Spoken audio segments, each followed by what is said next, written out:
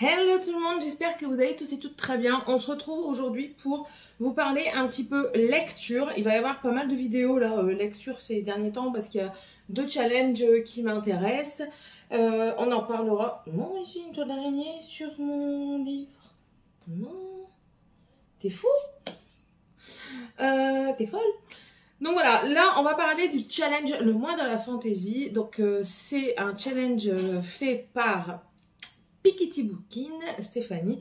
Je vous mettrai sa chaîne en petit i avec la vidéo qui y correspond, c'est-à-dire le mois de la fantaisie. Et pour ce faire, elle a prévu un menu tout spécial, Fantasia. Je vous mettrai ici la petite chose, le petit papier qu'elle a fait pour ce challenge. Franchement, c'est très bien fait. Allez voir la vidéo de présentation, elle est très bien faite également. Même si ça vous intéresse pas, je trouve que ça peut être pas mal. C'est la vidéo de présentation, elle a créé un petit peu une chanson comme ça. Je crois que c'est une création. Et c'était somme toute assez comique. Donc, on va pas trop traîner parce qu'il y a quand même pas mal de lectures. Donc, dans le mois de la fantaisie, elle a fait un menu à multiples choix, c'est-à-dire qu'on a entrée, plat, dessert, mais dans chaque catégorie, on a 4 possibilités. J'ai mis des livres pour les 4 possibilités. Clairement, c'est plus pour une recommandation que, entre guillemets, recommandation, c'est pour donner une idée en fait de ce que je peux lire, sachant que je ne pourrais pas tout lire étant donné qu'il y a 2 challenges. Voilà. Vous comprendrez ça au fur et à mesure, mais en tout cas, ça me fait super plaisir de le faire. Et j'ai sorti tout plein de livres. Je suis contente. Donc on commence avec l'entrée. Et en entrée, il y a une petite douceur, surprise du chef. Alors là, il faut prendre un livre chouchou ou un livre court. Alors, j'ai pris Charme. Alors oui, dedans, il y en a 3. Mais moi, j'ai déjà lu Poison. C'était avec la reine... La Reine des Neiges, j'allais dire, non. Avec Blanche-Neige. Et là, je vais lire Charme. C'est de Sarah Pinborough. Oui, Pinborough.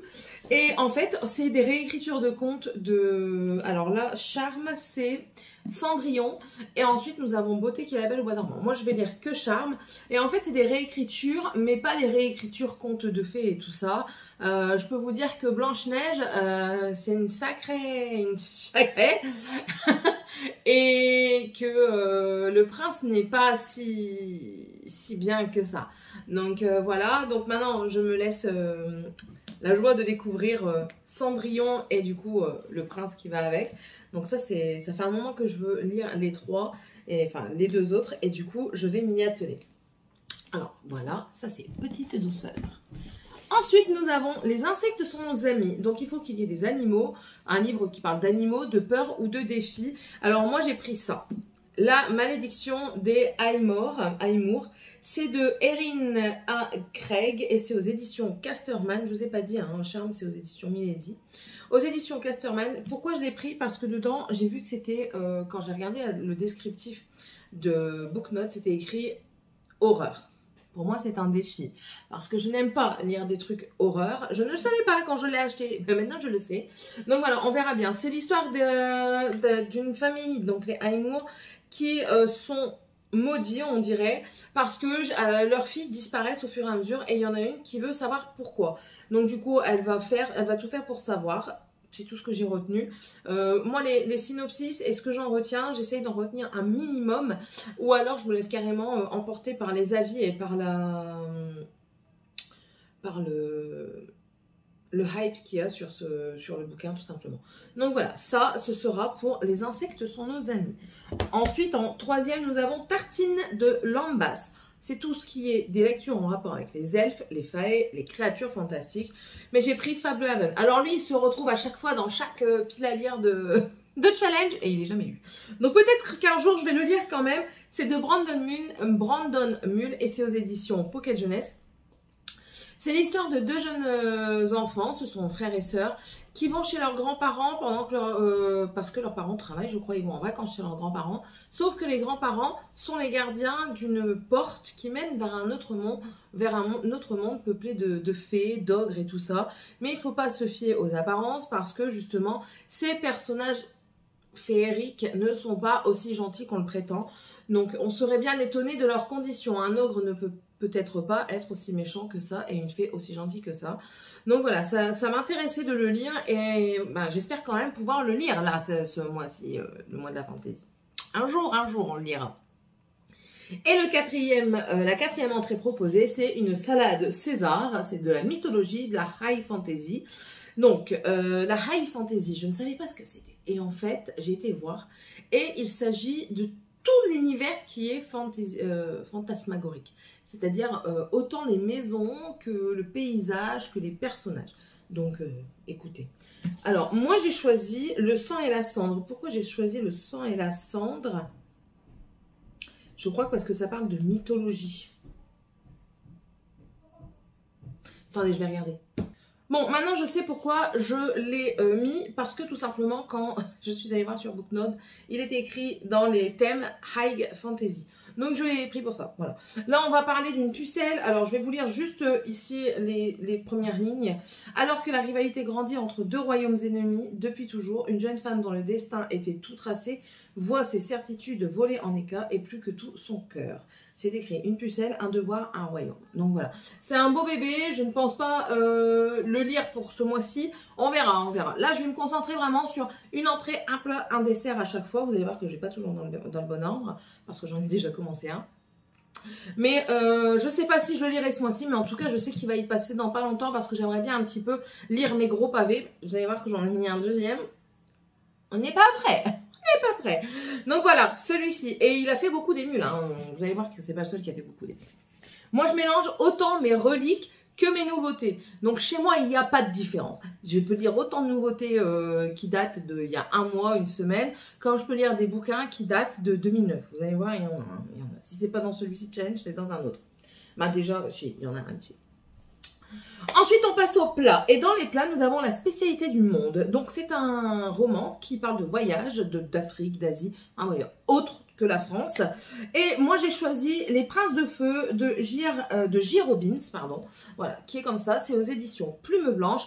Alors ici, c'est l'histoire de deux jeunes princes qui vont être séparés. Il y en a un qui va prendre... qui va collaborer avec un djinn et en fait il va pas être super content du djinn, super gentil. Et ils vont être séparés, ces deux jeunes princes, et il y en a un qui va vouloir aller à la recherche de l'autre et de là s'ensuit un voyage au bord d'un bateau sur la mer. Donc voilà, ça m'avait super intéressé quand je l'avais acheté aux Aliénales. De toute façon j'avais même eu la dédicace de J. Robbins. Donc voilà, ça il faut aussi que je le sorte. Donc voilà, il est là. On va certainement le lire. Ensuite, il y a Sous ou Sur l'océan avec des poissons frais garantis. Là, on va parler sirènes, pirates, bateaux, tout ce qui est en rapport avec l'océan, même si c'est par exemple un crustacé, une petite huître qui vient vous parler. Voilà, tout simplement. Et quoi d'autre que 200 d'écume et de glace d'Alexiane Delis, que j'ai aussi depuis un moment. C'est aux éditions Michel Lafon et c'est le tome 1, Métamorphose. Il y a 3 ou 4 tomes, le dernier est sorti il n'y a pas longtemps, ou alors il va sortir dans très peu de temps. Donc voilà, j'aimerais bien quand même pouvoir lire pour savoir si je continue la série ou pas. Mais ça avait l'air super intéressant. Alors je ne sais plus du tout de quoi ça parle, hein, de prime abord. Jusqu'où êtes-vous prêt à aller pour découvrir qui vous êtes réellement? Plongez dans les tréfonds de l'océan Atlantique avec la trilogie 200 d'écume et de glace de la talentueuse Alexiane Delis qui a déjà captivé des milliers de spectateurs avec les ailes d'émeraude et le secret de Lomé. Voilà. J'en dirai pas plus, je ne veux pas me spoiler, mais en tout cas j'aime beaucoup la première de couverture. Donc voilà. Je traîne pas trop parce que après sinon c'est des vidéos qui durent. Hein. Ensuite il était une fois la gastronomie. Alors ici on va parler réécriture de contes. Conte tout simplement, princesse, où il y a une princesse, où on parle de cuisine également. Et moi, j'ai choisi, lui aussi il se retrouve dans pas mal de piles à lire, La Reine de Cœur, Queen of Hearts de Colin Hawkes. Et c'est l'histoire de la Reine de Cœur, c'est pareil, il y a un deuxième tome. Et ça, franchement, c'est quelque chose qui m'intéresse, j'adore la Reine de Cœur. Moi, je suis très attirée par les vilains de Disney. J'adore les gentils, mais j'adore également les vilains. Je les trouve particuliers, tout simplement. Donc voilà, la Reine de Cœur. Et ici, c'est l'histoire de la Reine de Cœur, tout simplement. Pourquoi je vais vous lire un tout petit peu. Non, je vais vous lire juste ce que Publisher Weekly a écrit. On tourne les pages à toute allure en suivant la spirale de scènes plus terrifiantes les unes que les autres. Voilà. Ensuite, il y a l'assiette Gargantua. Donc ça, c'est juste une suite de saga. Alors, je me suis posé des questions. Qu'est-ce que j'allais mettre? Si j'allais mettre quelque chose ou pas. Et pour finir, je me suis dit, oui, allez, mets-toi quand même un truc. Et du coup, j'ai mis Silence. C'est le tome 3 de la saga Les Anges Déchus de Becca Fitzpatrick. Donc, j'ai déjà lu les 2 premiers, bien sûr. Et ben voilà, il faut continuer à lire la suite. Il m'en reste 2. Il me reste celui-ci et la finale. Donc, je me suis dit, pourquoi pas. Vous voyez, celui-ci, c'est par exemple un qui est quand même de 2013. Donc, il n'est pas tout jeune. Il y a 10 ans déjà qu'il est sorti. Donc, voilà, je vais essayer de le lire ce mois-ci pour avancer quand même dans mes sagas. Ensuite, on passe au dessert. Au dessert, c'est Ice Cream. C'est de la dark fantasy, de l'enquête, du mystère. Alors, moi, j'ai choisi Sandreza. C'est un e-book que j'ai pris, que j'ai lu. Donc, je vous mettrai ici la petite photo. Et écoutez, c'est de Phoenix Farrell. Et écoutez, j'ai été... Waouh! Pour moi, ça a été une superbe lecture. Je l'ai mis en statut diamant dans Booknode parce que j'ai trouvé que c'était un très bel univers, somme toute complexe. C'est une duologie. C'est un très bel univers, très complexe, très dark. Hein. On parle beaucoup de violence, on va parler de viol. Mais il n'y a pas que ça. Il y a des choses sous-jacentes qu'on s'imagine et tout ça. Et puis, c'est vraiment très bien. L'héroïne est franchement très complexe et en même temps... très, très touchante. Ensuite, les autres personnages à côté n'ont rien à envier hein, parce qu'ils sont très bien également. Franchement, on va Moi, je trouve qu'on va de surprise en surprise. Il y a un retournement de situation à la fin qui fait juste... Ah ouais, d'accord. Enfin, même pas à la fin, quoi. Ça se passe... un peu après la moitié. Et la fin, elle nous laisse... allez, bam, tu veux lire le deuxième tout de suite. Donc ça, franchement, j'ai adoré, je vous le conseille. Et voilà. Ensuite, on a Spicy Cake. Alors là, c'est amour, trahison, complot ou urban fantasy. Et j'ai choisi Les Saisons de la Tempête. Lui aussi, il se retrouve dans pas mal de choses. C'est de Hele Casimano et c'est aux éditions de Saxus. Déjà, la première de couverture est très belle. Amour, tout simplement, hein, d'accord. Donc là, on va suivre les saisons. Donc ici, c'est lequel déjà? Je me souviens plus. Ah oui, moi j'ai une... mémoire de poisson rouge. Alors, ici, on va suivre l'hiver et le printemps, si je me souviens bien. En fait, dans cette histoire, j'ai déjà le deuxième tome, je crois qu'il va en avoir 4 parce qu'il y a 4 saisons. L'hiver doit... comment dire? L'hiver doit succéder au printemps, c'est ça? Je ne sais plus comment on dit. Enfin bref, le printemps doit arriver et pour arriver, il doit tuer l'hiver, sauf qu'il va y avoir une romance entre eux. Et je ne sais pas comment ça va se passer, mais ça avait l'air super intéressant le principe comme ça des saisons. J'ai déjà une série comme ça qui est en rapport avec les saisons, qui est quand même différente. Mais bon voilà, celle-ci elle m'intéressait également et carrément la première de couverture m'a fortement intéressée. Ensuite, nous avons en troisième le glouton. Donc là, il faut un pavé ou un roman à dévorer. Moi, j'ai choisi un pavé. Pourquoi? Crescent City de Sarah Gimas aux éditions de Saxus. Donc ici, c'est le tome 1, Maison de la Terre et du Sang. Alors lui, pareil, on m'en dit que du bien. Après, j'ai vu quand même 2-3 personnes qui n'ont pas très apprécié. C'est un beau bébé, hein. C'est un très très beau bébé. C'est pour ça que je vous dis que je ne pourrais pas tout lire. C'est pas possible. On est à combien? 900...